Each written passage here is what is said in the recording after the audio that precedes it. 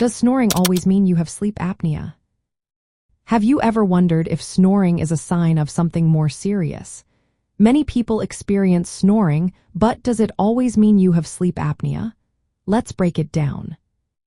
Snoring and sleep apnea are related but not the same. Snoring occurs when air flows past relaxed throat tissues, causing them to vibrate. This can create sounds that range from soft to loud. Many people snore without having any serious health issues. It can be a benign condition that does not interrupt breathing. On the other hand, sleep apnea, particularly obstructive sleep apnea, is a more serious condition. It involves repeated interruptions in breathing during sleep. These pauses can lead to waking up suddenly, often gasping for air.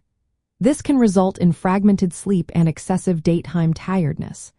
Unlike simple snoring, sleep apnea significantly disrupts airflow and can lead to serious health risks. There are key differences between snoring and sleep apnea. Snoring is just a sound caused by tissue vibration, while sleep apnea involves actual breathing interruptions. Snoring alone usually does not cause severe symptoms like daytime fatigue or morning headaches. Sleep apnea requires a medical diagnosis and treatment to avoid serious cardiovascular and metabolic complications. From a cardiovascular health perspective, sleep apnea is linked to increased risks of high blood pressure, irregular heart rhythms, and stroke. This makes it important to determine if snoring is a sign of sleep apnea.